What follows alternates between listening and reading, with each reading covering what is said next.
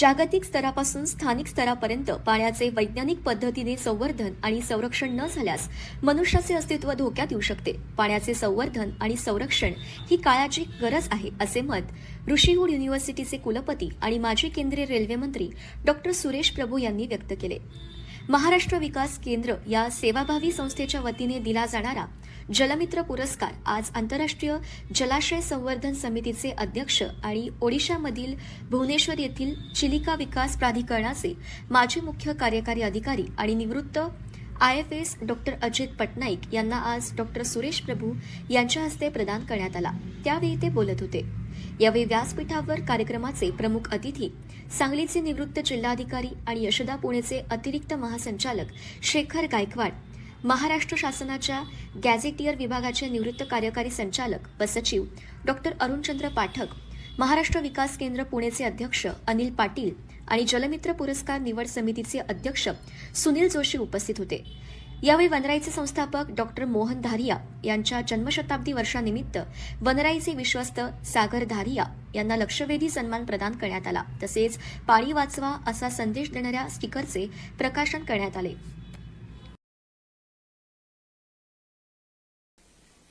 आपल्या कल्पना आहे की आपल्या देशातली सगळ्यात मोठी समस्या पाणीच आहे.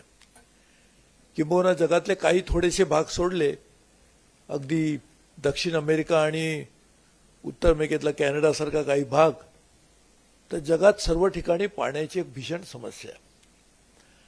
ती काही ठिकाणी अतितीव्र आहे, काही ठिकाणी थोडीशी कमी असेल.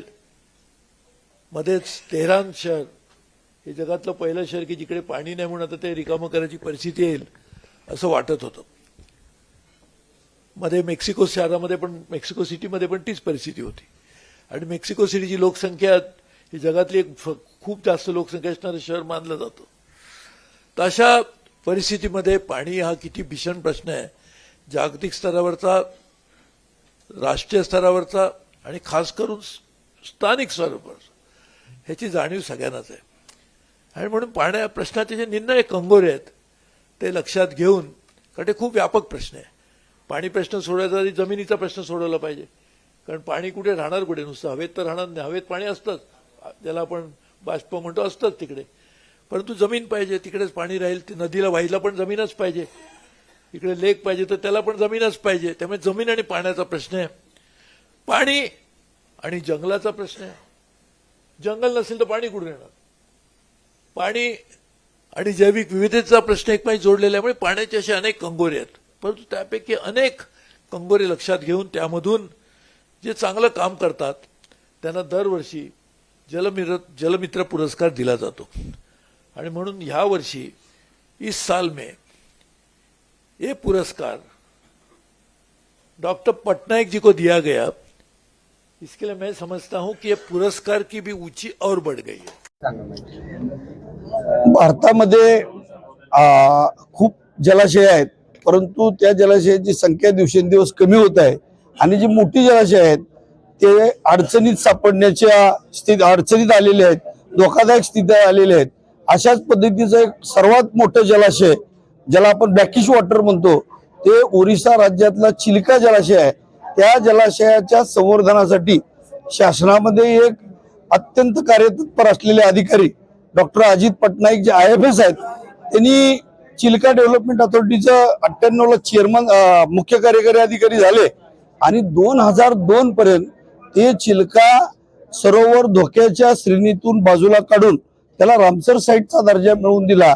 आणि त्याच्या माध्यमातून संपूर्ण जैवविविधता मध्ये बदल करण्याचं काम त्यांच्या माध्यमातून झालं.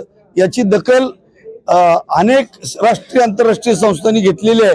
त्यामुळे ते एशियन डेव्हलपमेंट बँक असेल, जागतिक बँक असेल, त्याच्यावर सल्लागार आहेत. त्याचबरोबर जगातली जी सर्वात मोठी संस्था जलाशयात काम करते, इंटरनॅशनल लेक एन्व्हायरमेंट कमिटी, त्या कमिटीच्या सायंटिफिक कमिटीचे ते उपाध्यक्ष आहेत. आणि आपल्याकडं महाराष्ट्रात सुद्धा आम्ही उजनी जलाशयावर काम करतो.